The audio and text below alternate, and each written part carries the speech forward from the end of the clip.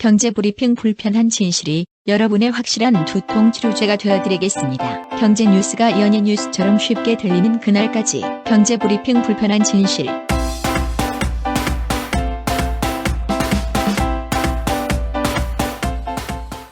경제브리핑 불편한 진실 9월 20일 순서 시작하겠습니다.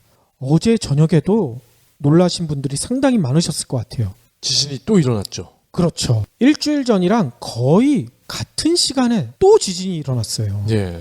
그래가지고 다들 많이 놀라셨을 텐데요. 일단 정부 발표를 보니까요. 경주에서 어제 저녁 8시 33분쯤 규모 4.5의 여진이 발생했다고 합니다. 근데 문제는 일주일 전에 본진이 발생했었을 때도 국민안전처 홈페이지가 다운됐었잖아. 네. 어제도 또 다운이 됐었대요. 아니, 그 뒤로 용량을 늘리지 않았었나요? 그러니까 용량을 늘리겠다고 뭐 얘기는 한 것 같은데 또 다운이 돼서 2시간 넘게 접속이 안 됐다고 합니다. 안전처는요. 뭐 이렇게 발표를 하더라고요. 정부 통합 전산센터에 장애 조치 요청을 했대요. 그래서 오후 10시 51분께 일부 복구한 뒤에 장애 4시간 만인 20일 오전 0시 58분 복구를 완료했다. 이렇게 발표를 했어요. 근데 지난 12일 지진에서도 5시간 넘게 접속 장애를 겪다가 이번엔 4시간 접속 장애. 이거 도대체 말이 되는 얘기인가요? 한번 당하면은 우리가 또 당하지 않기 위해서 준비도 하고 대책도 마련하고 해야 되잖아요. 그러니까 근데 그대로 당한 거 아닙니까? 안전처는 또 이런 설명도 했어요. 지난번에 다운된 이후에 클라우드 기술을 적용해서 용량을 최대 8배까지 향상시켰다. 문제점을 해결했다. 뭐 이렇게 얘기했거든요.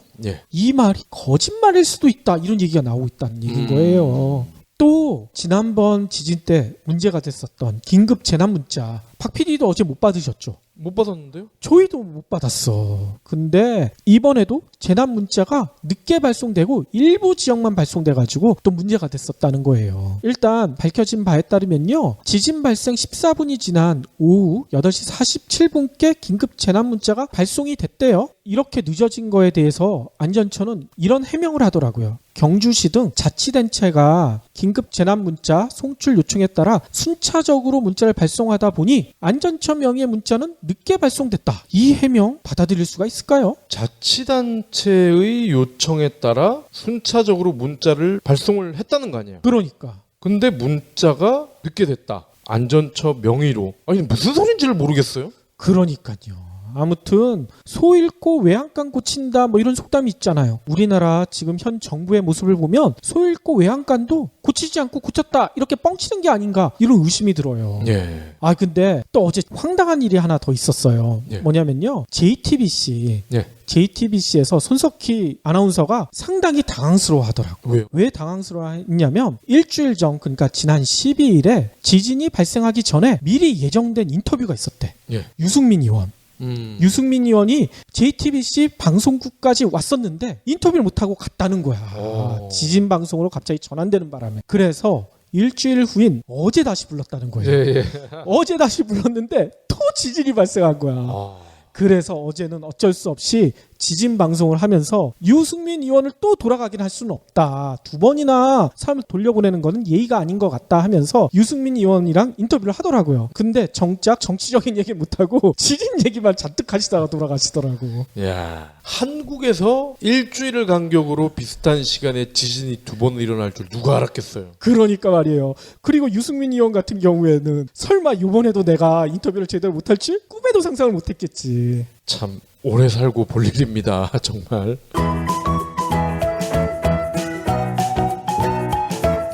아 그리고요 저희가 공지사항 하나 전해드려야 될 것 같아요. 저희가 추석 이벤트로 마련했던 비즈니스 북스 회색 코뿔소가 온다. 추석 전에 저희가 당첨자 명단을 발표해드리고 예. 책을 발송해드린다고 말씀을 드렸었거든요. 예. 아 근데 죄송한 말씀을 좀 전해드려야 되겠네요. 저희가 직접 책을 발송해드린 게 아니라 비즈니스 북스 측에 의뢰를 해서 책을 발송해드리기로 했는데 비즈니스 북스 측에 확인해 본 바에 따르면요 추석 전에 택배 물량이 너무나 밀려가지고 책을 미처 발송하지 못했다고 전해왔네요. 네.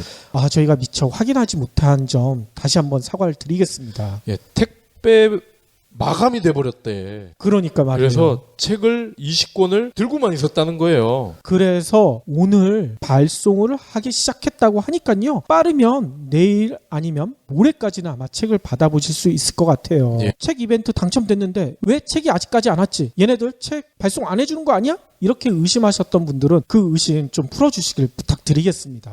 저희도 보통은 책을 받으시면은 인증샷을 올려주시잖아요. 그러니까요. 근데 이번 달아 인증샷이 없는 거야. 뭔가 이상한데? 확인을 해봤더니 택배가 마감이 돼서 발송을 못했고요. 연휴가 끝난 이제 오늘 오전부터 발송을 했다고 하니까 조금만 기다려주시면 될 것 같습니다.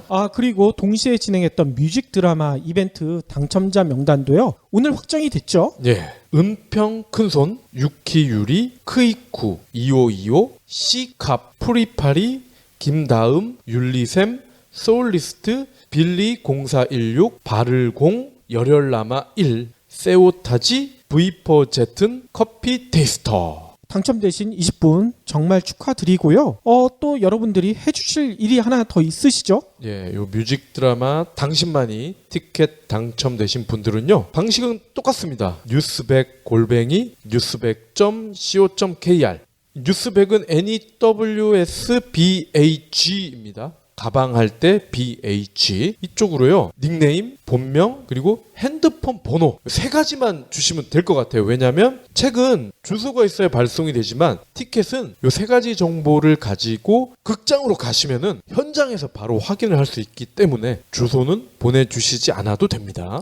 그리고요. 저희가 이 뮤직 드라마 볼 수 있는 일정을 말씀드렸었잖아요. 네. 10월 14일, 15일, 16일인데 보고 싶으신 일정도 미리 결정하셨으면 그 일정까지 같이 보내주시면 저희가 주최 측에 전달을 하도록 하겠습니다. 예. 아무쪼록 이 두 이벤트 뜨거운 열기 속에 참여해 주셔서 정말 감사하고요. 저희가 조만간 또 다른 이벤트로 찾아뵙겠습니다. 이번 강의는 영향력에 관한 것입니다. 상위 업체의 영향력이라고 해야겠죠. 지난 10년 동안 웹사이트 수는 폭발적으로 늘었습니다. 현재 페이지 뷰는 이번보다 훨씬 집중되고 있습니다. 2001년 미국 전체 페이지 뷰 상위 10위 사이트가 31%를 차지했는데 2010년 들어서는 75%로 늘었습니다. 구글, 페이스북, 아마존은 단순한 IT 기업이나 쇼핑몰이 아닌 거죠. 심지어 아마존 CEO 제프 베조스는 유력 일간지 워싱턴 포스트를 인수했습니다. 요즘 농부들은 파종할 때마다 씨앗을 새로 사야 합니다. 씨앗이 자라서 열매나 곡식이 되고 거기서 다시 씨앗이 나오는 건데 어찌 된 걸까요? 글로벌 생물공학 기업 몬산토는 제초제를 뿌려도 작물이 죽지 않는 씨앗을 팝니다. 농부에겐 시간과 비용을 줄일 수 있어 획기적이죠. 다만 유전자 변형 씨앗이기 때문에 재생산이 안 됩니다. 결국 농부는 영원히 몬산토 씨앗을 사야 합니다. 더 큰 문제는 씨앗값이 해마다 크게 오른다는 겁니다. 위기에 빠진 자본주의, 다행히 우리가 구할 수 있습니다. 부유한 노예, 슈퍼자본주의의 저자 로버트 라이시가 신간 자본주의를 구하라에서 해법을 공개합니다. 상위 1%의 독주를 멈추게 하는 법, 자본주의를 구하라. 도서출판 김영사. 그러면 오늘 꼭 챙겨야 할 경제 브리핑. 다들 추석 때 이 얘기 많이 하셨을 거예요. 전기요금. 예. 너 전기요금 폭탄 맞지 않았어? 뭐 이런 얘기들 많이 물어보시더라고요. 실제로 전기요금 폭탄 맞았다고 얘기하시는 분들이 주변에 많았는데 오늘 통계 자료가 나왔습니다. 올 여름 폭염으로 인해서요. 전기요금을 봄보다 2배 이상, 2배 이상이면 거의 요금 폭탄이라고 해도 되겠죠. 예. 2배 이상 된 가구가 무려 300만 가구에 다다른다. 이런 자료가 나왔어요. 와. 이 내용은요. 국회 산업통상자원위원회 소속 이철우 새누리당 의원이 한국전력공사로부터 자료를 제출받아서 밝힌 내용이거든요. 여기에 따르면요. 8월 검침분 전기요금이 6월분보다 2배 이상 늘어난 가구가요. 무려 298만 1,000호 이렇게나 많대요.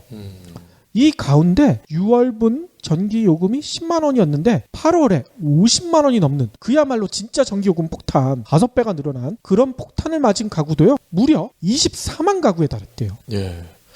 저도 궁금해서 저희 가족들한테 이거 좀 보여달라고 고지서 근데 안 보여주더라고. 가족들이 안 보여줘? 그래서 아마도 폭탄을 맞은 것 같습니다. 그렇군요. 좀 더 구체적으로 살펴보니까요. 봄 대비 여름 전기요금 배수, 그러니까 얼마나 늘어났는지 보니까 2배에서 3배 요 사이가 191만 8천 가구. 엄청나죠? 그리고 3배에서 4배 요금이 늘어난 가구는 58만여 가구. 4배에서 5배도 23만 6천여 가구. 심지어는요 11배 이상 전기요금이 늘어난 가구가요 19,000가구나 됐대. 11배요. 11배면 이거 전기요금 폭탄이 아니라 핵폭탄이네요. 핵폭탄. 근데 더 놀라운 점은 뭔지 아세요? 정부가 올해 올 여름 한정으로 해서 누진요금 구간 상한선을 살짝 높였잖아. 네. 할인을 해주겠다. 만약 이 할인 정책조차 안 했으면 전기요금 부담이 훨씬 더 커졌을 것이다. 이런 분석까지 나오고 있다는 거예요. 아니 11배 받으신 분은 이거 뭐 핵폭탄이란 표현보다는 번개가 나을 것 같아. 번개. 번개도 전기 아니에요? 아, 그렇군요. 아무튼 이번 자료를 발표한 이 의원 같은 경우에는 이번 국정감사를 통해서요. 주택용 전기요금 누진제가 가진 문제점을 꼼꼼히 살펴보고 개편 방향을 제시하겠다 뭐 이렇게 얘기하고 있는데 진짜 이거 저희가 꼼꼼히 살펴봐야 될 것 같아요. 제대로 개편을 하는지 아니면 차일피일 내년 여름까지 또 미루는지. 눈 부릅뜨고 지켜봐야죠. 그렇죠. 지진도 아까 얘기 드렸듯이 소잃고 외양간도 안 고치잖아요. 네.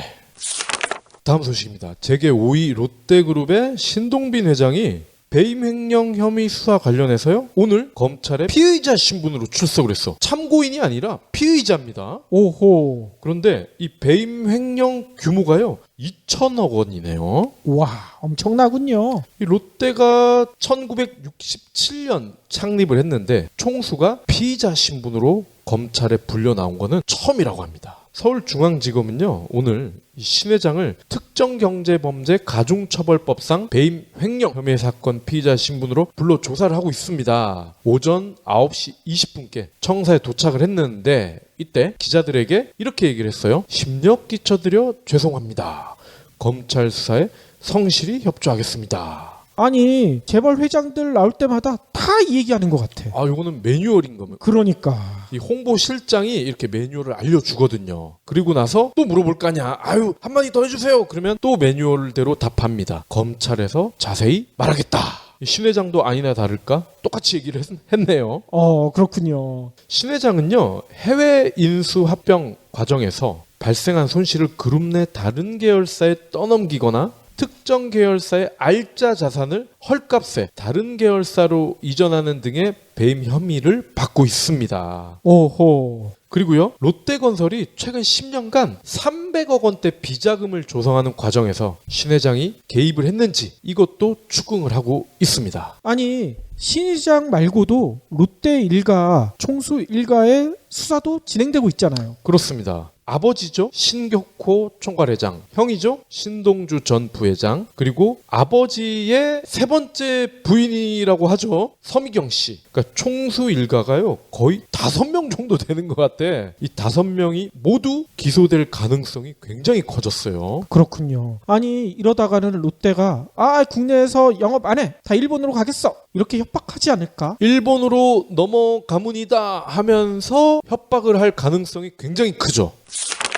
보통 직장인들은 이런 얘기 하잖아요. 나는 유리지갑이기 때문에 월급 받는 족족 세금으로 다 털린다. 네. 그런데 자영업자들은 세금 제대로 안 내지 않느냐. 이런 얘기들을 많이 하시는데 실제로 고소득 자영업자 중에 세금을 제대로 내지 않고 빼돌린 세금 규모가 드러났어요. 얼마나 되는 줄 아세요? 지난해에 무려 1조 1,700억 원대. 와. 그러니까 직장인들이 그런 비난을 할 만하죠. 어제도 지하경제 규모 말씀드렸는데 이것도 어떻게 보면 지하경제 아닌가요? 그렇죠. 이 내용은요. 20일 국회 재정위원회 소속인 새누리당 박명재 의원이 국세청으로부터 제출받은 자료를 공개하면서 드러났다고 합니다. 이 자료에 따르면요. 지난해 고소득 자영업자 960명을 대상으로 국세청이 세무조사를 벌였는데 탈루소득이 아까 얘기대로 무려 1조 1,741억 원. 이거는요. 2014년 비슷한 조사보다 무려 16.8%가 늘어났대요. 예. 역대 최대 규모라고 합니다. 국세청의 고소득 자영업자 탈루소득 적발 건수는요. 5년 전인 2011년에는 7,667억 원 이것밖에 안 됐는데 그 사이에 무려 53%가 늘어났대요. 특히 이번 사건에서 주목받는 사람이 한 명이 있더라고요. 예. 누구냐면요. TV에 소개된 전국 맛집을 운영하는 A씨.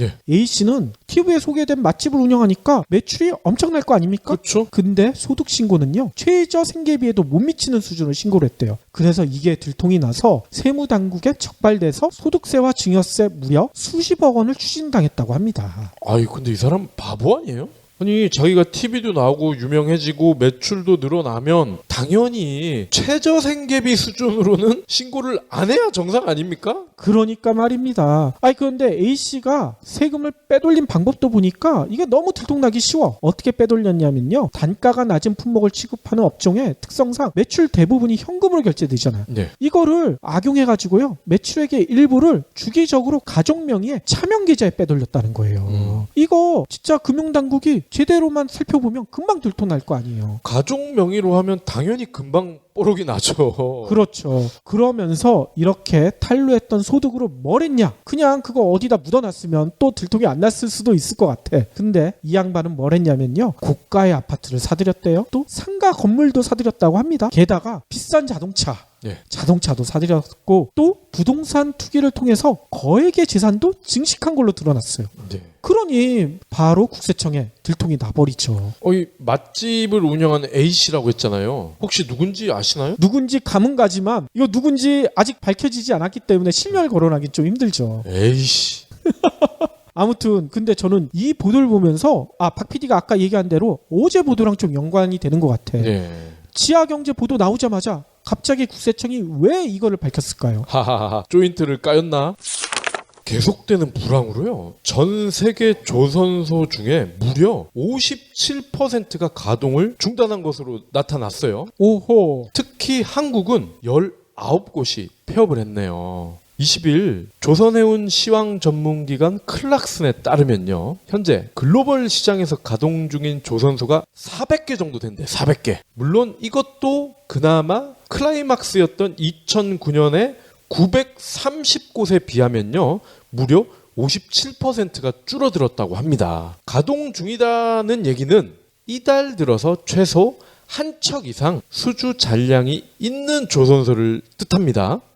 그러면 한 척도 수주하지 못한 조선소가 엄청 많다는 얘기군요. 그렇습니다. 한국, 중국, 일본은 대체로 조선에 강하죠. 근데 중국 조선소들이 특히 타격을 입었다고 하네요. 왜냐면요, 높은 기술력이 필요하지 않은 벌크선 분야를 중심으로 성장을 해 오다가 최근 불황으로 중소 조선소가 대거 폐업하면서 지금은 2009년 대비해서 63%나 적은 140곳만 가동을 하고 있다고 하고요. 일본은 2008년 71개 조선소가 있었는데 지금은 59곳만 운영 중이라고 합니다. 한국은 어떻게 됐나? 최근 몇 년 중소조선소 20곳이 문을 닫은 이후로 남은 조선소, 그러니까 큰 조선소밖에 안 남았을 거 아닙니까? 대부분이 아직은 건조할 선박이 남아있다고 하네요. 한국조선협회에 따르면요, 국내 조선소는 2007년 66개에서 작년 말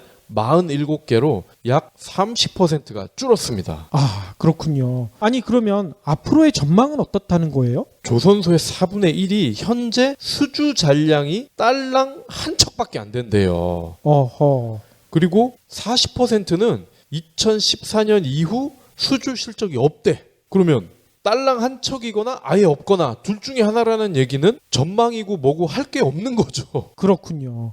근데 이것은 이런 의심도 드네요. 현재 국내 조선업계 불황은 그 경영자들이 경영을 잘못한 탓이 아니라 세계 경기가 이렇기 때문에 그렇다, 이렇게 실드를 쳐주기 위해서 이런 보도를 하는 게 아닌가, 이런 의심이 들어요. 그렇죠. 경영자는 이러한 경기 불황도 미리 감안을 해서 경영을 해야 되잖아.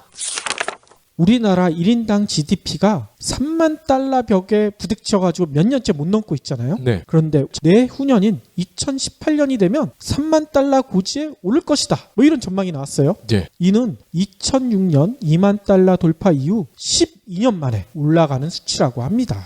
아니 예전에는 2만 달러만 해도 선진국이라고 하더니 바뀌었네요? 3만 달러로? 3만 달러는 돼야 되죠. 이 내용은요, 국회 예산 정책처가 중기 경제 전망 이거를 하면서 밝힌 내용이라고 해요. 우리나라의 1인당 GDP는요, 2015년 27,214달러에서 3년 후인 2018년 31,744달러로 3만 달러대에 진입할 것이다. 이렇게 추정됐다고 합니다. 예.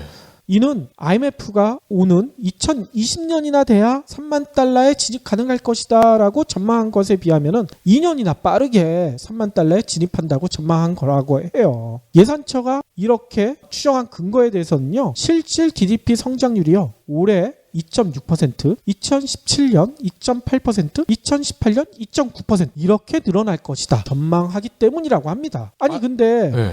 경기가 점점 더 좋아져? 이렇게 좋아질 리가 없을 것 같은데 떨어지면 떨어지지 않겠어요? 그러니까요. 아무튼 국회 예산처에 따르면요, 우리나라 1인당 GDP가 2018년에 3만 달러 고지에 올라서게 되잖아요. 그러면 전 세계 190여 국가 중에 3만 달러에 25번째로 올라서는 국가가 된다고 해요. 예. 그러니까 자랑스러워해라 이렇게 얘기하는 것 같아. 근데 여러분들 기억나시잖아요. 747, 474 뭔지 기억나시죠? 그럼요. 이거 대통령들이 후보 시절에 공약을 했던 거 아니에요? 그렇죠. 이명박 전 대통령은 747이라고 해서 경제 성장률 7%, 1인당 국민소득 4만 달러. 3만이 아닙니다. 4예요. 그리고 7대 경제 강국 이런 공약을 내세웠었고, 박근혜 대통령도 잠재 성장률 4%, 고용률 70%, 1인당 국민소득 4만 달러. 아니 공약은 다 4만 달러인데 아직도 3만 달러를 못 넘고 있어요? 차차기 정권에서 해주길 바라는 마음인 것 같아. 그러니까 또 저는 이런 생각도 들어요. 또 희망 고문하고 있는 게 아닌가. 이제 조금만 참아라. 그러면 3만 달러 올라선다. 이렇게 희망 고문을 하고 있는 게 아닌가. 이런 의심도 들어요. 3만 달러가 된다 한들 이게 분배가 잘 돼야 그게 관건 아니에요? 그렇죠. 분배가 안 되면 말짱 도루묵인데?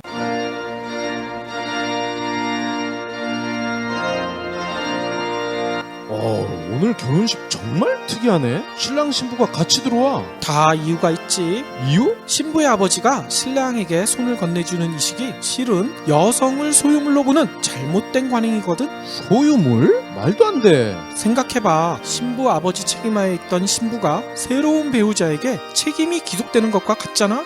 듣고 보니 그러네. 근데 요즘은 여성들 위상이 많이 높아졌잖아. 대통령도 여자고 이런 관행이 더는 없을 듯한데? 그럼 질문 하나. 만일 남성이 여성을 때렸다면 어떤 법적 처벌을 받을까? 폭력이니까 형사재판으로 가겠지? 그럼 맞은 여성이 폭력 남성의 아내라면? 글쎄, 그거야... 쉽게 대답하기 힘들 거야. 여성을 소유물로 보기 때문에 가정법원에 보내진다고. 가정법원? 말도 안 돼. 바로 남성다움을 강요하는 맨박스 때문이지. 남자는 강해야 하고 여성을 보호해야 한다는 잘못된 사고, 이런 편견을 깨부셔야 행복해질 수 있다고. 소중한 우리 딸들을 위해서라도 말이야. 그럼 우리는 어떻게 해야지? 테드에서 200만 뷰를 돌파한 토니 퍼터의 신작 맨박스에 자세한 해법이 나와 있다고. 맨박스라. 당장 사서 봐야 되겠네. 맨박스, 강요된 남자다움에 대하여 도서출판 한빛피즈. 그러면 오늘의 섹션 IT 게임 세상을 한번 살펴볼까 하는데요. 오늘 얘기해 주실 거는 스마트폰 얘기인 것 같아요. 그렇습니다. 숫자 7은 보통 행운을 의미하잖아요. 그렇죠. 럭키 세븐. 그렇죠. 근데 삼성과 애플의 최신 스마트폰을 보면요, 7이 행운이 아니라 저주의 숫자로 전락을 한 것 같아요. 오호. 일단 두 기기를 다룬 최근 언론 보도를 살펴보겠습니다. 추석 연휴가 끝난 19일 삼성이 갤로트 7 리콜을 시작했죠. 그러니까 어제입니다. 어제 하루 국내에서 판매된 40만 대 중에 2만 대 정도가 교환이 됐대요. 아하. 그러면 5%죠. 이통사들이 가입일에 따라서 교체 일정을 지정을 해서 배분했기 때문에 교환 인파가 몰리는 이른바 리콜 대혼란이 없었다. 이렇게 강조를 하고 있습니다. 당초 리콜은 물론 환불도 가능하다. 이 삼성의 공헌을 기억하시나요? 기억나죠. 예. 근데 이게 우리가 너무 띄엄띄엄 이거를 들었나 봐. 자세히 봤더니요. 리콜은 내년 3월까지래. 근데 환불은 어제가 마지막이었대요.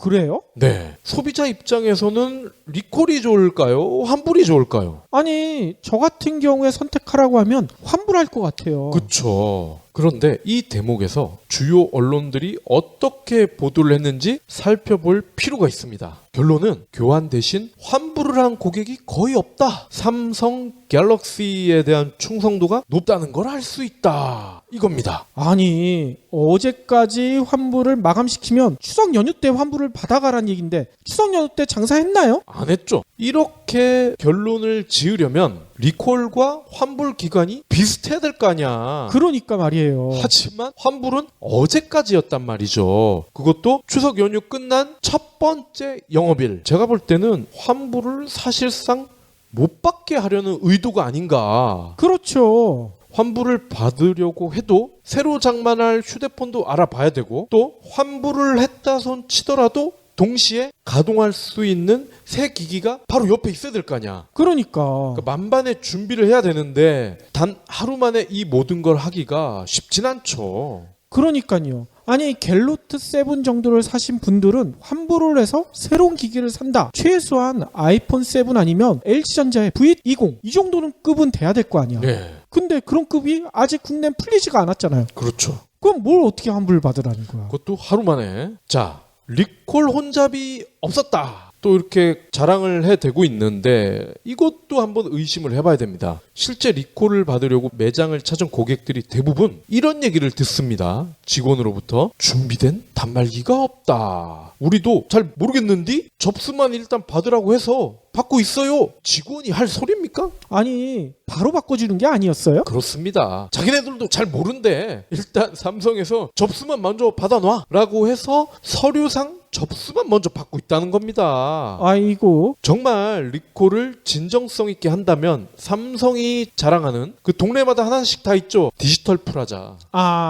여기에서 갤로트 7을 들고 온 고객 전원에게 바꿔줘야 될 거 아니야. 그렇죠. 근데 현실은 그렇지가 않다는 겁니다. 심지어 너무 억울해서 디지털 프라자를 갔더니 직원이 딱 보더니 여기는 교환해주는 매장이 아닙니다. 직접 사신 곳으로 가세요 하면서 돌려보냈다는 거죠. 아니, 이러면서 리콜 혼잡이 없다고요? 자, 이뿐이 아닙니다. SKT, KT 고객은 억울하게도 자신이 제품을 구입한 매장에서만 리콜을 받을 수가 있죠. 근데 보통 우리 집 앞에 버스 정류장, 전철역 앞에 얼마나 매장 많아요. 그렇죠. 그런데 가서 바꿀 수가 있으면 그나마 손쉬울 텐데 그게 안 된다는 거야. 산 곳에서만 물건을 받을 수가 있어. 근데 우리가 직장인들은 보통 직장 근처에서 받을 수도 있잖아요. 그러니까. 근데 직장에서 이거를 리콜을 하려고 가기가 쉽나요? 쉽지가 않죠. 점심을 먹어도 어떤 데는 30분 안에 들어오라고 막 하는데 쉽지 않을 겁니다. 근데 집 앞에서 해주면 좋을 텐데 그게 안 되지. LG U+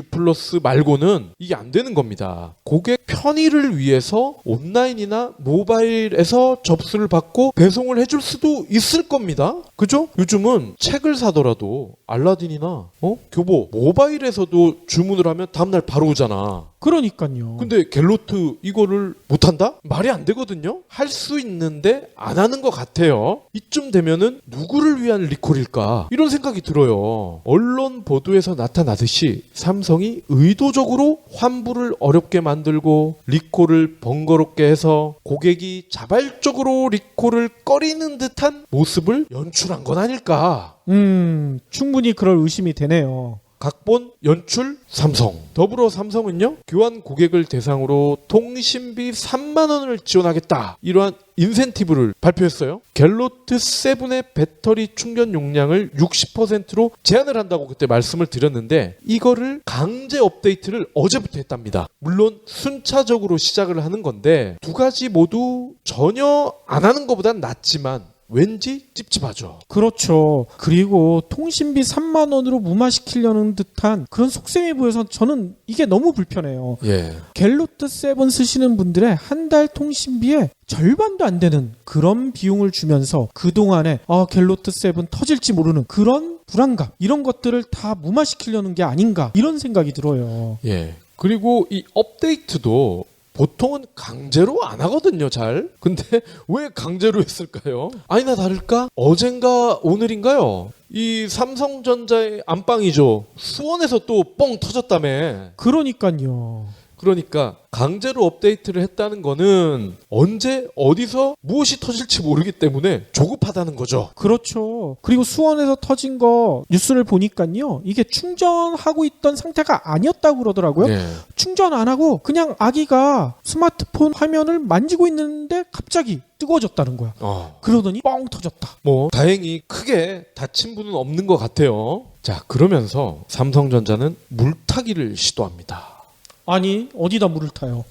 중국에서 얼마 전에 갤로트 7 폭발 사고가 있었다 이런 보도를 아마 접하셨을 겁니다. 근데 벌써 결론을 내버렸어. 이거 자작극이었다. 블랙 컨슈머가 보상금을 받기 위해 고의로 이 같은 짓을 한 것 같다라고 언론에 살짝 흘린 거야. 병 주고 약 준다. 딱 그 짝인 것 같아요. 자, 근데 이 와중에 아이폰 7도 게이트에 시달리고 있어요. 여기는 무슨 게이트예요? 이름하여 히싱 게이트. 전 히싱이라는 단어를 처음 봤는데 이게 쉬 이런 소리를 의미한다고 합니다. 아하. 미국 IT 매체들이요 최근에 아이폰 7으로 게임 앱을 가동을 했더니 쉬 하는 소리가 난다는 제보가 잇따르고 있다라고 보도를 했어요. 그리고 미국 경제지죠 포춘이 애플은 아직 소음에 관한 공식 입장을 내놓지 않았지만 일부 소비자의 아이폰 7을 교환해주기로 한 것으로 미뤄서 기기에 결함이 있을 수도 있다. 이렇게 관측을 했거든요. 근데 여기까지가 미국 언론들도 인정한 팩트란 말이에요. 근데 국내 언론을 보면 침소봉대가 딱 들어맞는 표현이구나 이런 느낌이 들 정도입니다. 그래요? 침소봉대가 뭡니까? 바늘을 몽둥이라고 우기는 거 아니야. 그렇죠. 소음이 난다고 미국은 얘기를 했는데 우리나라 언론은 이거를 소음 게이트로 확장을 시킵니다. 제가 쭉 찾아봤는데 게이트라는 표현을 쓴 거는 오늘 현재까지는 우리나라밖에 없어. 국내 언론들만 쓴다는 얘기군요. 이렇게 호들갑을 떠는 이유가 뭘까요? 갤로트 7의 위기를 물타기 하려는 것일 가능성이 크다. 즉 아이폰 7도 별 수 없다. 그러니까 리콜도 잘해주는 갤로트 7 안심하고 써라. 이런 메시지를 은연중에 전달하려는 것 아닐까. 이렇게 저는 추측을 하거든요. 아니 근데 이거는 비교가 전혀 불가능한 얘기 아니에요? 그렇죠. 이성을 가진 소비자로서 합리적으로 판단을 해봐야죠. 들고 있으면 폭발해서 화상을 입을 수 있는 제품, 과부하가 걸리는 그런 게임 같은 앱을 깔거나 클라우드로 데이터를 백업을 한다거나 이럴 때 작은 소리가 나는 제품 어느 게 더 위험할까요? 삼성의 갤로트 7 리콜은 소비자를 위한 대승적인 선택임이 분명합니다. 하지만 이후 진행되는 과정을 보면은 대의에 맞지 않는 특유의 쪼잔함이 군데군데 드러나고 있거든요. 이왕 착한 일 하기로 한 거 모든 과정에서 소비자로부터 칭찬을 받으면 안 되나요? 그러니까요. 이런 작은 일 하나하나에까지 신경을 써야 진짜 이렇게 잘했다 소리를 듣지 이렇게 조그만 일에서 틀어지기 시작하면 이거 큰일까지 니네 뭔가 의도가 있지 않느냐 이런 의심을 사게 되잖아요. 예. 그리고 요즘 소비자들은 정말 스마트합니다. 아무리 신문사, 방송사에서 한국 고객 갤로트 7 로열티 굉장히 높다. 왜? 리콜을 별로 안 하던데? 이거를 근거로 대고 있어. 알고 봤더니 리콜을 하기가 너무 어려워. 이런 보도를 본 소비자들이 언론과 삼성을 어떻게 생각할까요? 다시 되묻지 않을 수가 없습니다. 아무튼 저희가 이렇게 삼성 갤로트 7 이야기를 하는 이유는 삼성이 망해라 뭐 이렇게 얘기하는 거 절대 아닙니다. 삼성이 조금 더 정신을 차리고 애플과 맞서는 세계적인 기업으로 다시 우뚝 서길 바라는 그런 의도에서 말씀을 드린 거니까 오해는 안 하셨으면 좋겠습니다. 네. 속보입니다. 직장인들 사이에선 업무용 메신저 잔디가 화제입니다. 업무용 메신저 잔디는 월 평균 2,000건의 이메일을 줄이고 주당 평균 13시간의 업무 시간을 절약할 수 있다고 합니다. 벌써 코트라, 티켓몬스터를 포함해 6만 개의 기업과 팀이 잔디를 이용하고 있습니다. 퇴근 후 개인용 메신저를 업무에 사용함으로써 발생하는 일명 카톡 스트레스에서도 자유로워질 전망입니다. 자세한 내용은 네이버에서 잔디를 검색해 보시기 바랍니다.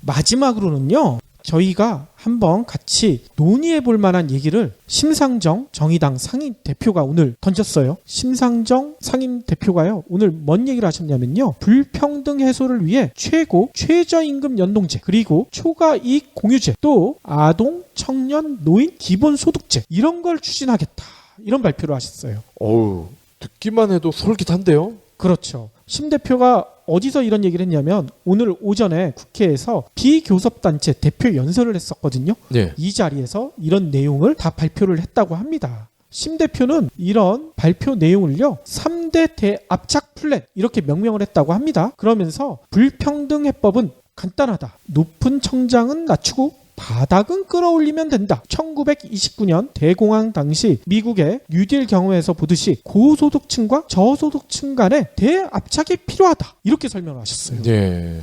또 심 대표는요, 노동시장을 안과 밖으로 분리해서 불평등을 해소해야 된다. 그래서 아까 얘기대로 최저임금 연동제, 저희가 예전 방송에서 한번 말씀드렸었죠. 일명 살찐 고양이법, 이거를 도입해야 된다, 이런 얘기를 하셨고요. 또 초과이익 공유제도 적용해야 된다, 이런 얘기도 하셨다고 합니다. 이와 관련해서 심 대표는 이런 설명을 했어요. 민간기업 임원은 최저임금의 30배, 공기업 임원은 10배 이내로 제한하는 최고임금제를 도입하자. 그리고 최고임금과 최저임금의 연동이 필요하다, 이렇게 설명을 하셨어요. 또 초과이익 공유제는 이미 정치권에서 충분히 공유되고 있기 때문에 20대 국회에서도 여야 할 거 없이 관련 입법이 제출되어 있다. 따라서 반드시 실현시켜가지고 대기업, 중소기업 양극화 해소의 원년으로 삼아야 한다, 이렇게 설명을 하셨거든요. 네. 참 많은 생각을 할 수 있는 거리를 던져주신 것 같아요. 네. 아니, 이런 게 논의가 되고 소통이 돼서 국회를 통과하면 얼마나 좋겠어요. 그렇죠. 물론 이런 게 실제로 가동이 되겠어? 또 이거 부작용 많은 거 아니야? 분명히 그런 지적 나올 수 있습니다. 하지만 모든 법이 부작용 없는 법이 없고, 모든 사람이 다 만족하는 법은 있을 수가 없죠. 네. 일단 심 대표가 제안하신 거에 대해서 국회에서 충분히 논의를 해서 부작용을 최소화할 수 있는 방향으로 간다면 진짜 우리나라의 불평등 문제 해소될 계기가 될 수 있지 않을까, 이런 기대를 할 수 있을 것 같아요. 네. 또 심 대표는 경주 지진, 저희가 오프닝 시간에 말씀드렸듯이 지진이 계속 발생되고 있잖아. 이거와 관련해서도요, 탈원전의 필요성을 주장하셨대. 네. 심 대표는요, 2040 원전 재료 시대를 열어가는 지혜로운 선택에 힘을 모아달라, 이런 얘기를 하시면서 원전 정책을 재검토하고 국민 안전 대책을 수립하기 위해 국민 원전 안전 투기 설치를 제안한다, 뭐 이런 얘기를 하셨다고 합니다. 진짜 원전 문제도 우리가 다시 한번 심각하게 논의를 해봐야 되지 않을까, 이런 생각이 들어요. 아니, 지금 이제 정의당 대표시잖아요. 근데 정의당 차원에서 그칠 게 아니라 정말 야권에서 이런 논의를 같이 해서 반드시 국회 통과됐으면 좋겠어요. 아무튼 심 대표가 진짜 좋은 제안을 하셨다고 저희는 생각하고 있고요. 심 대표의 제안, 저희가 여건이 되는 한 앞으로의 방송을 통해서 추후에 한번 찬찬히 살펴보도록 하겠습니다. 여러분들도 많은 의견 저희한테 주시길 바라겠습니다. 아, 공부 많이 해야 되겠는데요. 경제브리핑 불편한 진실 완수해 주셔서 감사합니다. 하트 투척, 댓글 남기기, 계좌 후원 등 다양한 방법으로 힘을 보태주세요. 계좌 정보는 경제브리핑 팟빵 공지 코너에 있습니다.